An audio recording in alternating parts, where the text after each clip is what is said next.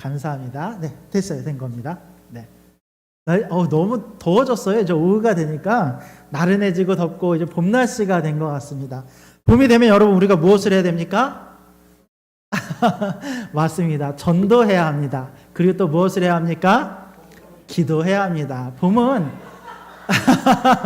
물론 우리 봄 소풍도 가야 합니다. 그렇지만 기도해야 합니다. 왜냐면 우리가 기도할 때 사실은 많은 핑계가 있잖아요. 뭐 추워서 기도하기 어렵고 더워서 기도하기 어렵고 봄 날씨만큼 좋은 날이 없어. 이런 날은요 교회에서만 기도하는 게 아니라 나가서 길을 걸으면서 기도할 수 있어요. 그냥 그거 자체가 감사고 은혜고 모든 꽃향기와 이 푸르른 하늘과 하나님 창조하신 모든 만물이 나의 감사임으로 모든 것이 기쁨이 되는 줄로 믿으시기 바랍니다.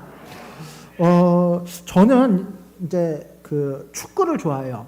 그 해외 축구를 좋아합니다. 그래서 뭐 특별히 뭐 토요일 뭐 새벽이나 뭐 이렇게 주일에 이제 지장이 가지 아니하면 거의 다 챙겨보는 편이긴 한데 축구를 보면 해외 축구를 할 때 그 1월, 2월이 되면 어떤 선수들이 좀 뛸 때 힘이 없이 뛰는 선수들이 있어요. 어떤 선수들인지 아세요? 네? 더운 나라에서 온 선수들? 뭐 그럴 수 있죠. 날씨 얘기를 저희가 시작을 했으니까. 근데 어떤 사람들이냐면 무슬림들, 그러니까 이슬람 사람들. 왜 그러냐? 라마단이 껴있거든요. 이 라마단이 뭐 하는 기간입니까? 거의 한 달 동안 금식해요. 이 사람들이. 축구 선수면 제일 앞에 나가서 몸을 써야 되고 온 힘을 다해서 축구를 해야 돼. 이 사람들도 금식을 해요. 근데 라마단 기간 동안에 금식하면서 축구하면 얼마나 힘들겠어요. 물론 그렇다고 이 사람들이 아예 안 먹는 것은 아니고 좀 알아봤더니 하루에 한 끼는 먹는다고 하더라고요. 라마단 시간이 끝난 이후에. 그래서 하루에 한 끼를 먹기는 하지만 어쨌든 여러 가지 영양학적으로나 이제 몸이 많이 피곤할 거예요. 그런데 축구 선수들이 뭐 우리가 잘 아는 살라라든지 뭐 이런 선수들도 이 라마단 기간을 엄수하면서 잘 지키더라는 거예요. 근데 이게 참 제 입장에서 어떤 마음이 드냐면 진짜 대단하다. 이 축구를 하기 위해 인생을 건 사람들이지만 축구보다 더 중요하게 생각하는 게 있구나. 이 사람들은 기도하는 거를 이렇게 중요하게 생각하는구나. 또 이슬람 사람들을 보면 하루에 3번 그 예루살렘을 향해서 기도하지 않습니까? 이 사람들은 참 대단한 거예요. 왜냐하면 우리는 예수 믿어요. 하나님 잘 믿습니다. 그런데 우리의 신앙은 이와 같이 구별되어서 나의 시간 중에 한 부분을 구별해서 하나님께 기도하는 시간이 있는가? 우리 하나님 사랑한다고 이야기해요. 하나님 좋아합니다. 하나님 우리가 잘 믿습니다라고 이야기를 하지만 정작 내 삶을 보았을 때에 그 사람들, 우상을 숭배하는 그 사람들보다 내 신앙이 정말 어쩌면 너무 가볍고 너무 지나치는 것 같은 것이 우리의 신앙은 아닌가 한번 되돌아볼 필요가 있다라는 것입니다. 여러분 오늘 사도 바울은 이 기도에 대한 말씀을 전합니다. 특별히 우리가 직분에 대한 말씀을 나누는데 두 번째 시간 기도에 대한 말씀이에요. 젊은 목회자였던 디모데를 훈련하고 가르치면서 너희가 기도하는 것을 심쓰라. 그리고 그 기도를 가르치는 것을 심쓰라라고 이야기를 하고 있다는 거예요. 그만큼 직분자에게 기도는 가장 중요한 것이다라는 거예요. 여러분, 우리가 밥 먹기 전에 기도합니다. 근데 요즘요, 젊은 어린 친구들 같은 경우 밥 먹을 때 기도를 잘 안 해요. 예수 믿어도. 훈련이 안 돼서 그렇거든요. 거기에 대한 어떤 이제 준비가 안 돼 있어서 그런 경우가 많아요. 그러나 우리가 밥 먹기 전에도 기도하고 아침에 일어나서도 기도하고 밤에 자기 전에도 하나님께 무릎 꿇고 기도하는 은혜가 삶의 어떤 모습이 우리 가운데 있기를 주님의 이름으로 축복합니다. 아멘. 오늘 본문은 이렇게 시작을 하죠. 자, 1절 말씀을 같이 한번 읽읍시다. 시작. 그러므로 내가 첫째로 권하노니 모든 사람을 위하여 간구와 기도와 도구와 감사를 하되. 기도가 나오는데 기도가 몇 종류가 나와요? 4종류나 나와요. 우리가 기도할 게 이렇게 많다는 거예요. 자, 첫 번째는 무엇을 이야기하냐면 간구를 이야기해요. 간구는 무엇입니까? 내 마음에 간절한 소원이 있을 때 그 소원의 마음을 가지고 나와서 하나님께 간절함으로 부르짖어 기도하며 응답받을 때까지 기도하라는 거. 이게 간구의 기도입니다. 두 번째는 기도, 그냥 기도라고 나와. 이 기도는 우리가 일상적으로 일반적으로 주님과 동행하면서 하는 모든 기도를 포괄해서 이야기를 해요. 세 번째는 조금 단어가 낯설어요. 도고라고 합니다. 옛날 성경에는 이거를 이제 중보라고 이야기를 했는데 오늘 우리 이제 개역 개정이 되고 또 뒤에 이제 이 관련된 내용이 납니다만 중보라는 단어는 누구에게만 쓸 수 있어요? 하나님과 우리 사이를 중재하시는 이는 한 분이시니 곧 누구시라?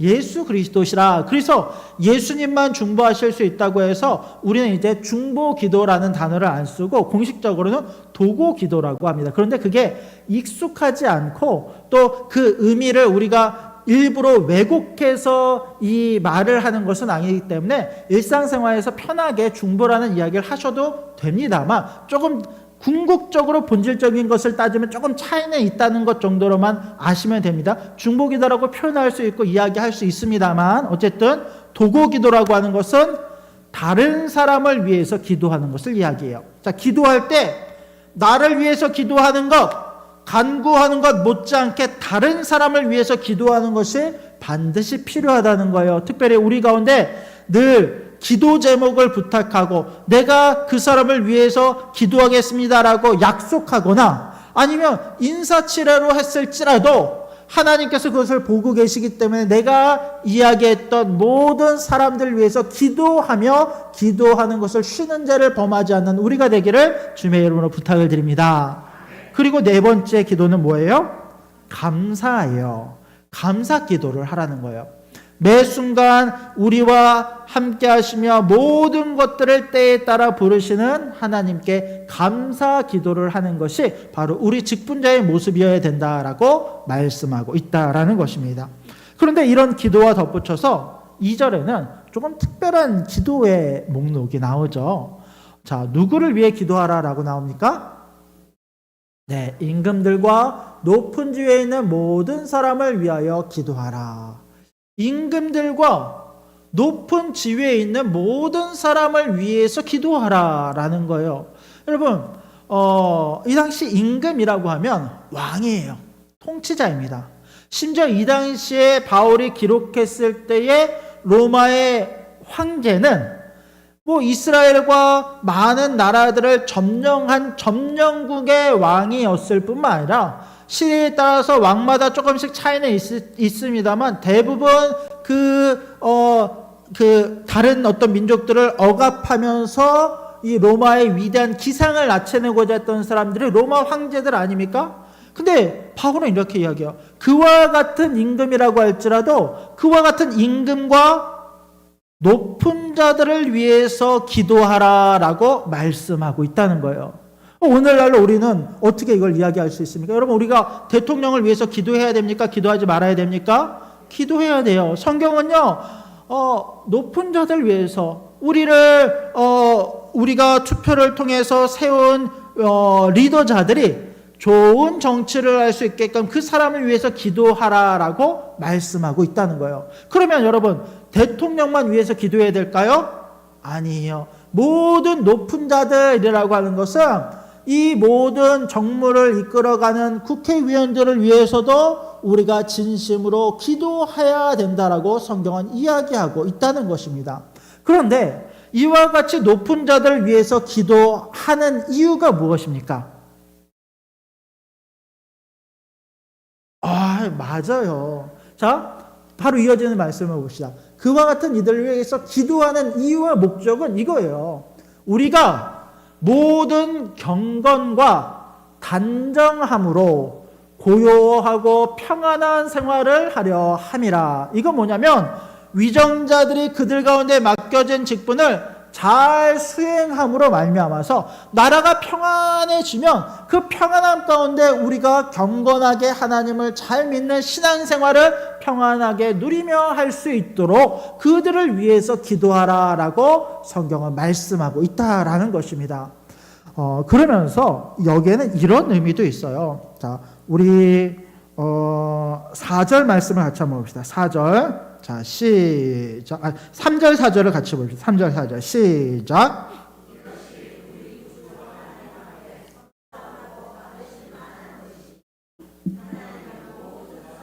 구원을 받으며 진리를 아는 데에 이르기를 원하시느니라. 그러면 이 4절 말씀은 굉장히 유명한 말씀입니다. 이 말씀의 안에는 어떤 의미가 들어있냐면 우리가 보통 그렇게 생각을 해요. 하나님께서 우리를 택하셨다. 우리를 작정하셨고 특별히 구원받을 만한 사람들을 작정하셔서 그들을 구원하셨다라고 우리는 신학적으로 교리적으로 배웠습니다. 맞습니까? 틀립니까? 맞아요. 작정한 자들을 구원하시려 한 것이 하나님의 뜻이에요. 그러나 우리가 그것을 좁은 의미에서 내가 구원받음에 감사하는 의미에서 그와 같이 보고 또 그것이 진리이기는 하지만 그러나 하나님의 더 큰 뜻은 뭐냐면 이 땅에 있는 모든 하나님의 사람들, 모든 이방인들이라고 할지라도 모든 이들이 구원받는 데 이르기를 원하시는 것이 하나님의 뜻인 줄로 믿으시기 바랍니다. 우리 그렇게 내가 하나님이 작정할 만한 자를 구원하시면 내가 아무것도 안 하고 가만히 있더라도 하나님 그 사람들 구원하시니까 내가 아무것도 안 해도 괜찮은 거 아니야 라고 생각을 하지만 우리를 부르셔서 명하시는 것은 뭐냐면 세상 끝까지 가서 그 사람들이 구원을 얻기까지 그 복음을 전하는 것들을 우리로 감당하게 하신다는 거예요. 모든 이들이 구원을 받는 것이 그것이 하나님이 원하시는 것이기 때문에 자 그러면 이 말씀을 2절 말씀과 결부시켜 봅시다. 모든 사람이라고 하는 것에는 임금과 높은 지휘자들이 들어가 있을까요? 안 들어가 있을까요? 당연히 들어가 있어요. 높은 이들을 위해서 기도하라는 것은 뭐 그들의 안위와 그들의 잘됨과 그런 것들을 위해서 기도하는 것이 아니라 그들의 정치를 잘하는 것을 위해서 기도할 뿐만 아니라 그들이 하나님의 공의와 진리 안에 하나님을 잘 믿는 사람들이 될 수 있도록 기도해야 된다라고 성경은 말씀하고 있다라는 것입니다. 여러분 사실은요, 우리가 그래요. 이제 위정자들, 그러니까 똑똑한 분들이잖아요. 뭐 대통령도 그렇고 국회의원도 그렇고 얼마나 보면 이제 서울대, 연대, 뭐 높은 고학력자들 뿐만 아니라 뭐 사회에서도 각자 자기의 어떤 그 하나의 길을 이루었던 사람들 아닙니까? 뭐 우리 대통령만 하더라도 검사 출신에 또 무슨 출신에 대부분 이 법관 출신도 있고 법을 공부한 사람들이 많은 것이 바로 이 위정자들 아닙니까?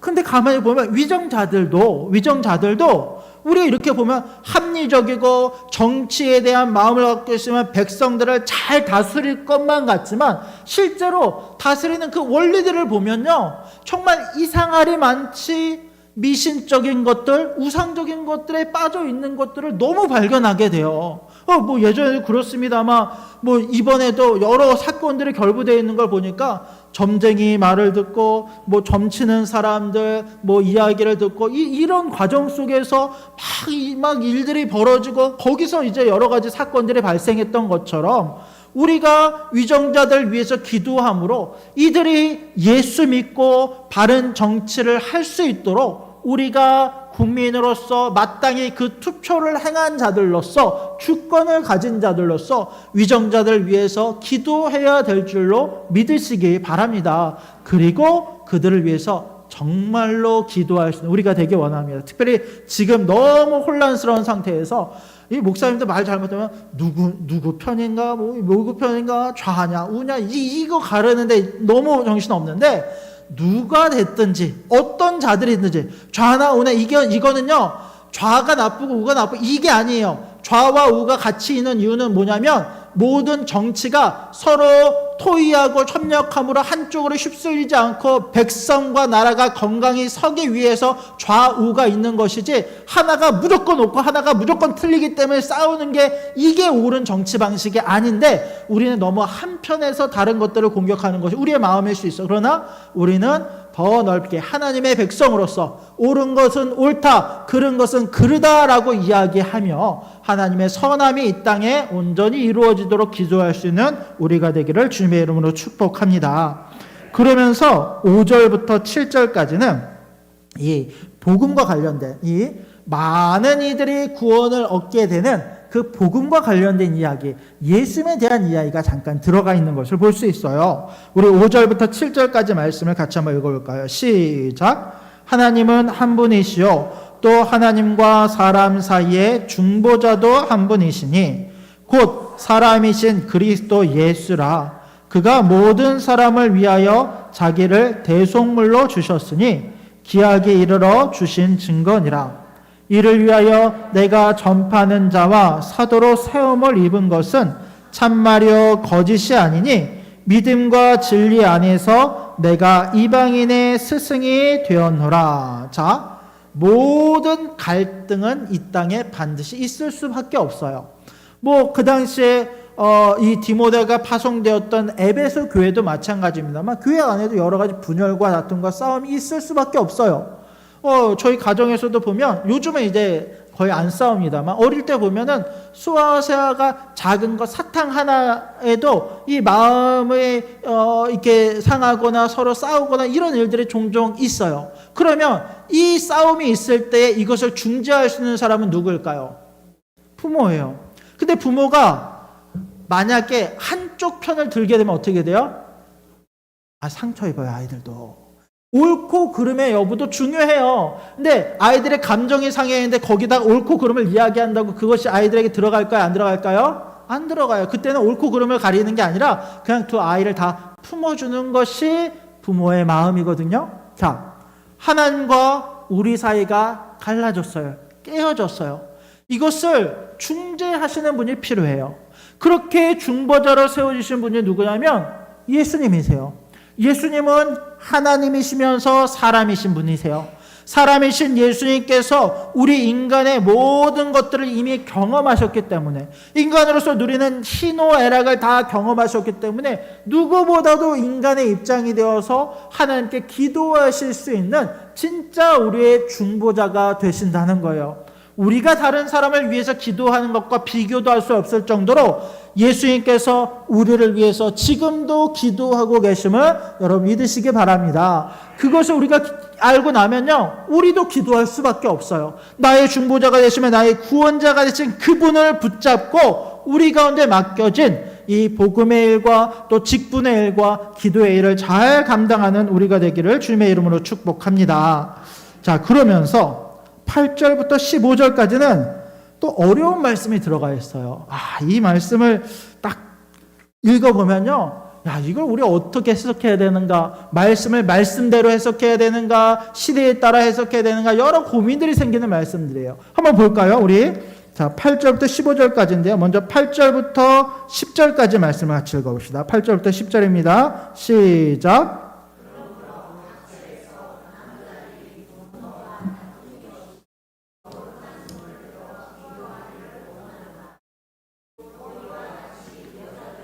단정하게 옷을 입으며 소박함과 정절로서 자기를 단장하고 따은 머리와 금이나 진주나 값진 옷으로 하지 말고 오직 선행으로 하기를 원하노라. 이것이 하나님을 경외하는 자들에게는 마땅한 것이니라. 자, 이 말씀을 보면 말씀에서 남자와 여자를 갈라놔요. 남자의 역할과 여자의 역할이 다르다라고 이야기를 해요. 그래서 남자들에게 먼저 이야기합니다. 남자들아, 너희는 어떻게 기도하라? 거룩한 손을 들고 기도하라. 우리의 손이 거룩한 손이 되려면 어떻게 해야 합니까? 우리의 삶에 있어서 정직하고 의로운 일을 하는 손을 들고 기도하라라는 거예요. 그런데 너희 안에 어떤 마음이 없이, 분노와 다툼 없이, 여러분, 남자들의 가장 큰 약점이 무엇일까요? 이 권력욕. 물론 이제 남자와 여자가 공통적인 면도 있습니다만 성질적으로, 성향적으로 다른 면이 있어요. 본질적으로 다른 모습이 있어요. 남자들은요, 여자들보다 권력욕이 굉장히 강해요. 어떻게든 자기의 의의를 관철시키기 위해서 때로는 힘을 쓰고 폭력을 쓰는 것이 남자들의 모습일 수 있어요. 특별히 교회 안에서의 남자의 모습 중에 가장 크게 문제가 되는 모습들이 뭐냐면 자기의 의의를 드러내기 위해서 분노와 다툼의 일을 하는 것. 끊임없이 다른 사람들과 논리적으로 싸운다, 합리적으로 싸우면 나를 설득하기 위해서 막 하되 때로는 그것이 강하여 다른 사람들에게 상처를 입으면서까지도 나를 관철시키려고 하는 것이 남자들의 성향이에요. 그런 남자들에게 권면하면 너희는 너희의 마음을 굳게 하고 거룩한 손을 들고 하나님께 기도하라. 이거는 너희가 감정에 휘둘리거나 어떤 싸움에 시달리는 것이 아니라 너희의 중심, 내면을 보시는 하나님께 너희의 내면을 온전히 열고 기도하라 라고 권면을 해요. 자, 그렇다면 여자들은 어떨까요? 자, 이어지는 내용은 여자들에게 하는 권면입니다. 9절과 10절을 보면 이렇게 이야기하죠. 이와 같다라고 하는 것은 남자들에게 이 가르침을 준 것과 같이 여자들에게도 이와 같은 가르침을 줘요. 자, 여자들은 단정하게 옷을 입으며 소박함과 정절로서 자기를 단장하고 따은 머리와 금이나 진주나 값진 옷으로 하지 말고, 사실 남자들 같은 경우는요 조금 옷에서 자유해요. 그러니까 무슨 옷을 입는지, 요즘이야 좀 패션에 민감한 시대이다 보니까 젊은 친구들 같은 경우는 어떤 옷을 입는가에 대해서 굉장히 예민합니다만, 사실 저 때만 하더라도 그냥 남자들은 집에서 세수만 하고 나오면 얼굴에 안 발라도 신경도 안 쓰고, 옷이야 무엇을 입든 아무거나 그냥 있는 거 입고 나와도 그렇게 신경을 안 쓰는 게 남자들이거든요. 거기에 비해서 여자들의 성향은 조금 다릅니다. 여자들은 무엇인가 자신을 꾸미고 싶어 하는 이제 성질이 있고, 그러다 보니까 어릴 때부터 아이들은 가르쳐 주지 않아도요 어느새 엄마 화장품 몰래 가져다가 찍어 발라요. 이게 이제 아이들의 마음인 것처럼 여자아이들은 그런 모습들, 그런 마음들이 있다는 거예요. 이런 여자들에게 이렇게 권면합니다. 단정하게 옷을 입으라. 특별히 소박함과 정절로서 옷을 입으라 라고 이야기해요. 이 말씀 이후에 나오는 말씀을 봤더니 너희가 금이나 진주나 값진 옷으로 하지 말래요. 우리는 이제 보통 앞에 구절에 집중하다 보니까 뒤에 구절을 많이 놓치는데, 뒤에 구절은 뭐냐면 우리가 일반적으로 교회에 나오거나 신앙생활을 하면서 누가 보기에도 내가 자랑할 만한, 내가 다른 사람들보다 더 좋아 보일 만한 것들을 가지고 드러내며 신앙생활을 하지 말라라는 거예요. 오직 주 앞에 나오고 예배를 드리고 공동체 생활을 할 때는 내 안에 있는 겸손함으로 신앙생활을 해야 된다라고 성경은 말씀하고 있다라는 것입니다. 물론 우리가 교회에 나올 때요, 가능하면 여러분들 좋은 옷을 입으십시오. 하나님 보시기에 아름답고 건강하고 정장도 입으면 정장도 입고 좋은 옷을 입는 거 더 좋습니다만, 그것이 과해서 누가 보기에도 너무 이렇게 사치를 부리고 너무 과해서 상대적으로 위축감을 느낄 만한, 그러니까 이렇게 가난한 자들이 그에 대해서 위축감을 느낄 만한 정도가 위화감이 생성이 된다면 그것도 하나님 앞에 어떤 죄의 한 모습이 될 수 있으면 우리가 명심하고 늘 하나님 앞에서 우리의 마음을 겸손하게끔 몸과 마음을 하나님께 드릴 수 있는 우리가 되기를 원합니다. 지금 사도 바울은 이 가르침을 주고 있는 거예요. 그러면서 10절을 보면 이제 그 마음의 중심에 대한 이야기를 하죠. 자, 오직 선행으로 하기를 원하노라. 이 말은 너희가 어떤 일을 하든지 욕심과 나를 드러내기 위함이 아니라 선행으로 하라. 하나님을 경외하는 자들에게는 이것이 마땅하다. 우리가 진짜 하나님을 믿는다면 이 선행으로 이 모든 일들을 행하며 기도하는 우리가 되기를 원합니다. 자, 그리고 11절부터는 또 이런 말씀이 나와요. 자, 11절, 12절 말씀 한번 같이 한번 읽어볼까요? 시작. 여자는 일체 순종함으로 조용히 배우라. 여자는 가르치는 것과 남자를 주관하는 것을 허락하지 아니하노니 오직 조용히 할지니라. 이 말씀이 상당히 어려워요. 이게 이제 오늘 시대에는 받아들이기 더 어렵습니다. 여러분, 그렇다면 이 말씀대로 여자는 교회에서 아무것도 하지 말고 가르치지도 말고 교사나 목장도 하지 말고 아무것도 하지 말라는 이야기일까요? 아닙니다. 여러분, 늘 말씀은요, 우리가 구절에만 꽂히면 안 돼요. 그러니까 각 구절과 단어들이 주는 은혜가 분명히 우리 가운데 넘치게 많이 있습니다만 우리가 구절 한 구절만 딱 떼어놓고 놓으면요, 이 구절을 내 입맛에 맞게끔 얼마든지 번역하는 것이 어떤 사람의 어떤 모습이거든요. 성경은 늘 전체 맥락 속에서 봐야 돼요. 전체적인 흐름 안에서 봐야 됩니다. 여러분, 여자에게 가르치지 말라라고 명령했던 사도 바울이 왜 그와 같이 이야기했을까요? 그 당시 에베소 교회 안에 무슨 일들이 발생한 거예요? 여러 문제들이 발생했어요. 근데 그 중에서 특별히 여자 리더들이 이방에서 우상 숭배하던 이방의 문화들과 또 거기서 받았던 이단의 가르침들을 가지고 들어와서 교회를 어지럽히기 시작하는 거예요. 그래서 우리가 지난번에 살펴봤듯이 여자는 머리에 수건을 쓸 것이요, 어떤 뭘 하지 말고, 이와 같은 것들이 남자와 여자를 차별해서 여자는 아무것도 하지 말아라 라고 하는 이야기가 아니라, 그 시대 그 당시에 교회에서는, 여러분, 다른 곳에서는요, 여자가 리더도 될 수 없고 여자가 어떤 역할을 하기가 정말 어려운 시대였음에도 불구하고 교회에서는 그런 차별이 없었어요. 그래서 교회에서는요, 여자도 리더가 되고 심지어는 노예들도 리더가 되는 것이 바로 신약 시대, 신약 성도, 신약 초대교회의 모습들이거든요.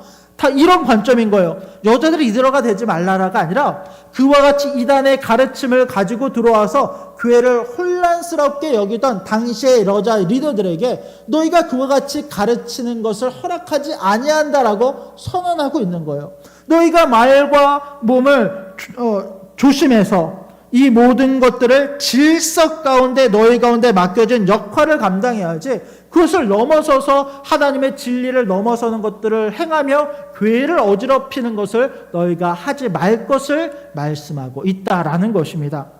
그러면서 13절과 14절의 말씀을 같이 한번 읽어볼까요? 시작. 이는 아담이 먼저 지음을 받고 하와가 그 후며 아담이 속은 것이 아니고 여자가 속아 죄에 빠졌음이니라. 이제 이 말씀을 보면 목사님 그래도 이상한데요. 성경을 봤더니 아담 이야기를 하면서 하와가 먼저 죄에 빠졌다고 이야기하는데 이거면 여자의 책임을 이야기하는 것 아닙니까? 라고 생각할 수 있습니다만, 그런데 이 아담과 하와에 대한 구절을 보면요, 여기서는 질서에 대한 이야기를 하기 때문에 여자에 대한 이야기를 이와 같이 이야기합니다만, 다른 곳에서 아담과 하와를 이야기할 때 여러분, 죄에 대한 책임, 본질적인 책임을 누구에게 묻고 있습니까? 아담입니까? 하와입니까? 물론 아담과 하와 둘 다 같이 묶여서 표현되기는 합니다만 아담에 대한 이야기가 나와요.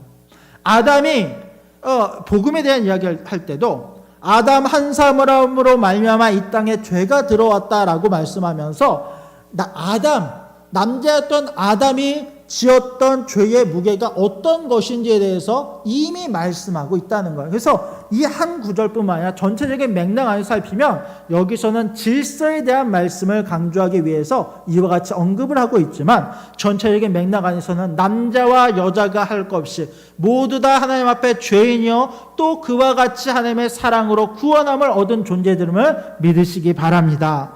마지막 15절 말씀 같이 한번 볼까요? 자, 시작. 그러나 여자들이 만일 정숙함으로써 믿음과 사랑과 거룩함에 거하면 그의 해산함으로써 구원을 얻으리라. 자, 이런 말씀입니다. 여자들이 정숙함으로써 믿음과 사랑과 거룩함에 구하면, 너희가 신앙을 이제 우리가 남자 여자 구분하지 말고 생각합시다. 우리가 신앙생활을 거룩함과 정숙함, 믿음과 사랑 안에서, 거룩함 안에서 행할 때에 우리 가운데 구원이 주어짐을 믿으시기 바랍니다. 특별히 그의 해산함이라고 이야기해요.